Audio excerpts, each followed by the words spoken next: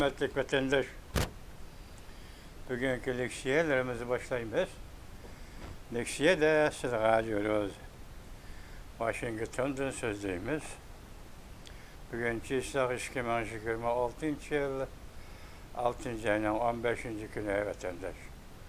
Hem üzerinden tokalan günü kendine hatırlayıp koyayım onu var. Sizlerge yakında vaziyet doğru sözlük külüvetip Angliyelik bir hükümet ismi Fakir 6. ayının 15'i dünyada intihar zor vaka yüz berdi dedi dep aytkan edim. Lekin qandaq vaka ekanligi, qayerda yüz berdiganligi to'g'risida Fakir efendi bir narsa demagan edi vatandaş.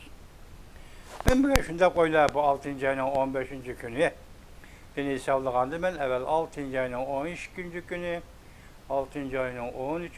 günü, 6. ayının 14. günü. Yani 6. ayının büyük 15. günü. O şimdi koşkandan 3 gün oldu, 4 gün oldu mu? 6. ayının 13. günü Amerika Koşmuş Ştatları Devlet Meclisi Cumhur Kompartiyası nemildi. Kanun layığı makulu, kanun layığı devlet müdafiyesi hukuk veriş kanun layığı.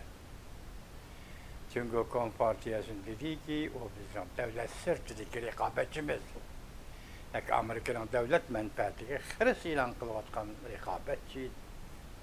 6. ayının 13. günü geldiğinde ben diyeceğim tününgüllerden sizge Amerika Avazı Radyosu da siyasi ibarladı, kumladı özgürlük buldu.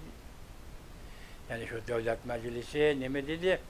Çünkü tecavüzcü ok merkezi devletlerinin biri.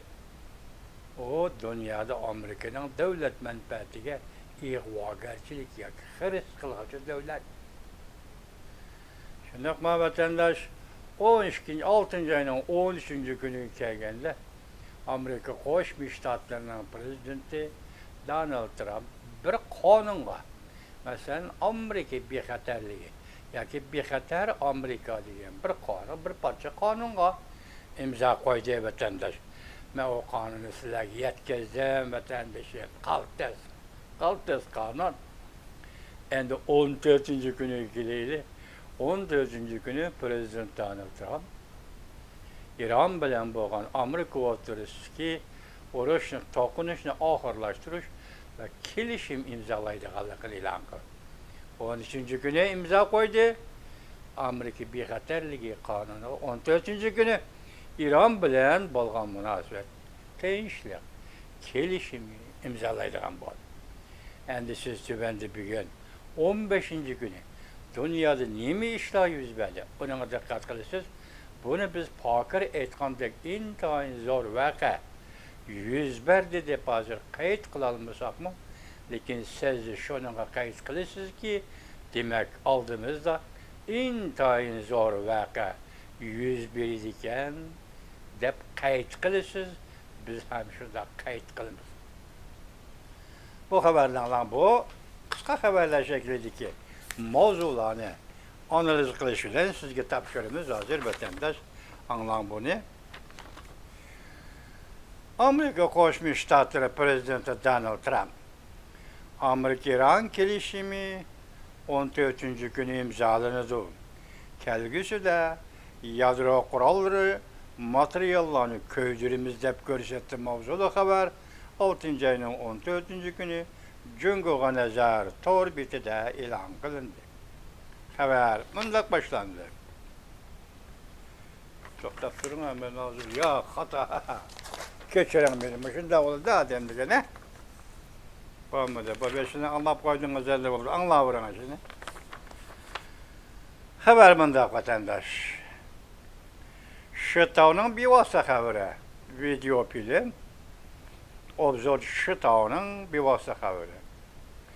Amerika konsulxonasi yaqinda e'lon qilgan bir parcha bayonotida mundaq bishorat berdi. Amerika Qo'shma Shtatlari İran kelishimi imzolanib bo'lgandan keyin Amerika Qo'shma Shtatlarining 80 yoshlik prezidenti Donald Trump, demak 6-oyning 15-kuni bugun prezident Donald Trump tug'ilgan kun vatandosh. 80 yoshlik prezident Donald Trump Jungo Kompartiyasini yo'qotib, Junhua Mingoni asliga keltirdi. Shatao programmasi 6-oyning 14-kuni. Biz shuni deganda vaqtdan tanlashga qaran vatandoshim. 13-kuni buni e'lon qildi, 14-kuni prezident Donald Trump buni e'lon qildi. Bu vaqt, yani 14-kuni e'lon qilgani Eron bilan kelishim imzolaymiz dedi, 13-kuni qonun imzo qo'ydi. Bu nima ish? Vaqt ajoyib ta'xirsiz bo'lib o'tdi-ku degan edi. Mana Shatao nima deydi? Amerika Qo'shma Shtatlarining 80 yoshlik prezidenti Donald Trump Jungo Kompartiyasini yo'qotib, Junhua Mingoni asliga keltirdi. Shatao programmasi 6-oyning 14-kuni o'tdi. Ya'ni bir xabar, Shatao bevosita anglatish. Hamda Amerika Jungodan darhol 100 o'liydi. Hamda Amerika Jungodan darhol 100 o'liydi. Davlat ishlar katibi Marco Rubio Amerika hukumatiga xizmat qilayotgan Jungo nasli Amerikaliklarni Jungo Kompartiyasi asalla qo'lga oladi deb ko'rsatdi. Shatao programmasi 6-oyning 15-kuni yotdi. Jungo nasllik Amerikaliklar uninki ekrandagi bir abzas. Jungo nasllik Amerikaliklarning Amerika hukumati bilan bo'lgan munosabati. Jungo hukumati balki siyosatni Jungo nasllik Amerikaliklarga qaratishi mumkin. Soda tijorat sohasida talash tortish qilguvchilar Amerika shirkatlari bilan munosabat bordir. Hamda Amerikada qonun ijro qilguvchilar bilan hamkorlashganlar. Amerika harbiy taraf yoki Amerika istixborot organlari bilan munosabatda bo'lganlar. Hamda Amerika hukumati yordam bergan turlarga qatnashganlar. Hozir bir jumla Jungo umumiylik Xi Jinping uqtirish chiqarib, mushu Amerikaliklarni Jungoda qo'lga olish kerak. Vaqa qanday yuz yuribdi vatandosh? Demak, Amerikalik odamlar savdogarlar yoki oila tavobatini yo'qlab borganlar, yoki sayli sayohat bilan borganlar, yoki tijorat bilan borganlar, yoki ilm bilim degandek narsalar bilan borganlar. Mushu Amerikaliklarning hozir chegaradan chiqishi cheklandi. Hesabda ularning pasportlari tortib olindi. Jungoda mushundaq harakat boshlandi deyapti. Hayron qoldingizmi? Qanday voqeani taraqqiy qilayotgan. Hamda Amerika hukumatiga yordam bergan turga qatnashganlar. Yana bir xabar, prezident Lai Ching-tening yeni yüzlenishi. Tayvan prezidenti Lai Ching-tening yeni yüzlenishi. 99% xalq texi buni tushunmaydi. Zo'r vaziyat yetib keldi. Va baqa degan mutoq shu qatormishlar o'xshash emas, bir-biriga o'xshash. Zo'r vaziyat yetib keldi. Tayvan uzun, kesil, mustaqil bo'ladi. Shauda maliyasi 12 minut ilgari 6-oyning 15-kuni yutdi. Shatao programmasi yana bir xabar. Jungo Amerikalik bir grajdanni qo'lga olgandan keyin Amerika Qo'shma Shtatlari davlat ishlar katibi Marco Rubio ogohlantirish berib, mundaq ko'rsatdi. Jungo qo'sh davlat tavalligini e'tirof qilmaydi. Jungo nasllik Amerikaliklarga xatarlik. Shatao programmasi 6-oyning 13-kuni yotdi. Ekranda yana bir xabar. Jungo nemişqa çölde qumliqqa o'rmon bino qilishni darhol to'xtatdi. Ma ikkinchi qatim kelyapsiz. Bu çölne Uyg'urning takla makon çölü. Çöl jazira. Orman berpo qilayotgan yer qayer? Uyg'urning takla makon çölü. Hozir traktorlarni avatib, hatto toshqonni aeroplanni toshqon to'shib. Toshqonning yer tilg'aydigan bir hunarlari bor ekan, shu orqali takla makonni bo'z yerga aylantirmoqchi. Yoki o'zgartib, bu yerda ochliq deydigan bir kon, ochliq koni ochmoqchi. Xitoy shu qurilishni to'xtatdi. Buning sababi amerikalik mutaxassislar bu xatarlik dedi. Buning oqibati xatarlik dedi. Shuning bilan to'xtatdi, bu ikki qatim keldi. Demak, bu yerda Xitoy to'xtatdi degan gapning yana bir qatlamliq, astari qatlamliq bir tarafim bor vatandosh. Keyin to'g'ri kelgan bir so'z deymiz sizlarga vatandosh.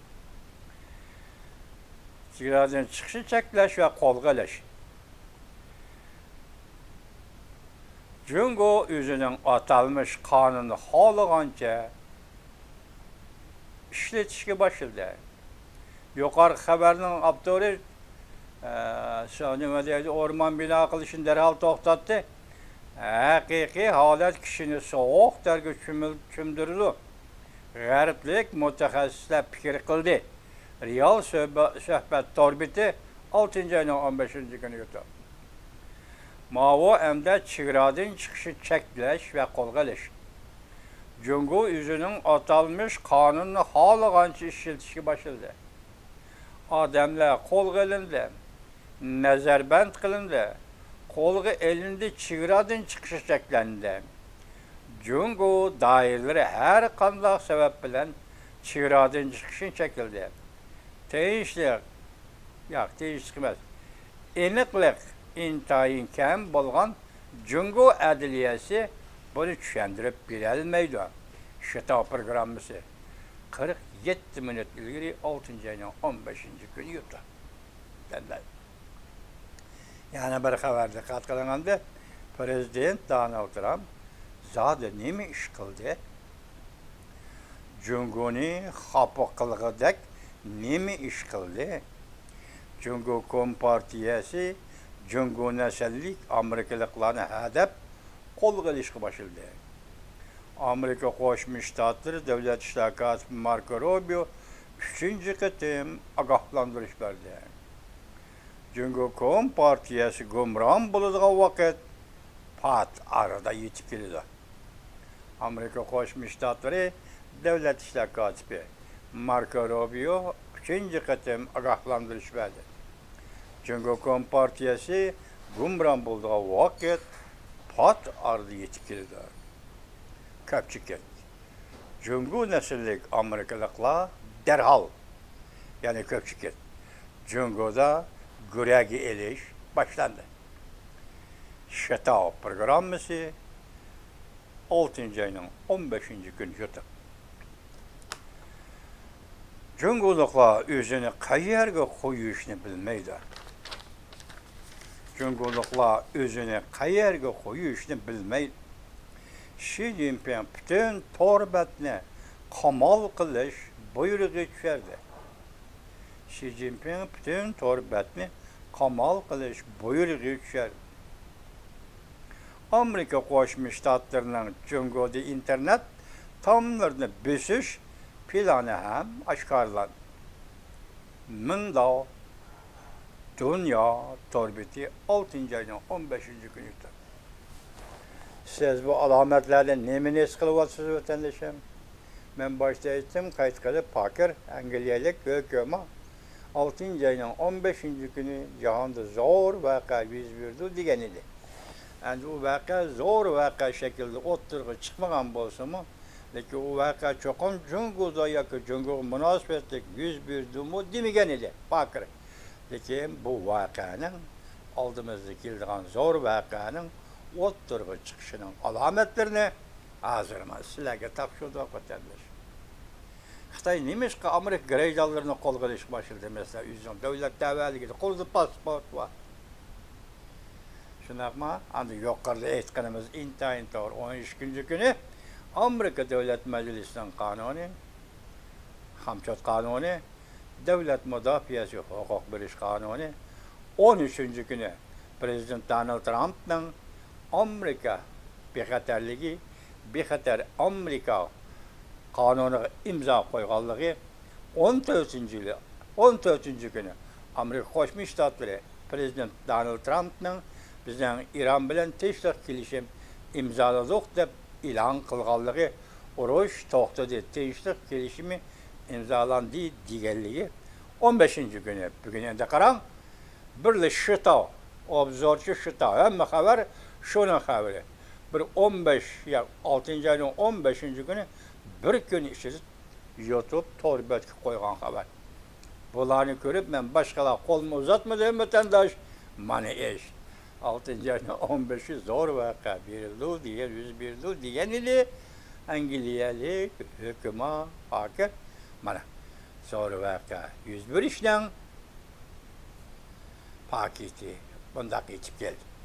Yani bir yerde Arlık'ta Jungo Gomindang Partisi'nin reis Cingli ben Amerika'da 15 gün ziyarette oldu. Onun Amerika Qo'shma Shtatlarının tutkan pozitsiyasi aktif emas, pasif bo'ldi. Nima sebep bunu keyincha bilishimiz mumkin, hozir ko'rib yetolmaymiz vatandaşlar. Yani pasif bo'ldi. Endi hozir yana Jungo Tayvan kechiralar. Tayvanning prezidenti Lai Ching yana o'rniga chiqib, bu uzil kesil mustaqillik bo'lish to'g'risidagi bir gapni qilishga boshladi dedi. Shavla moliyasi nima gap ekanligini taxma xabar topolmadim. Qayta anglayman vatandaş. Mana bugungi vaziyat intayin sezgir vaziyat. Hem shundaqli intayin keskin vaziyat vatandaşlar. Ben o'ylayman ki Jungo Kompartiyasining ve onun siyasi hakimiyetining bertaraf qilinishidan iborat keskin hareket davri boshlandi.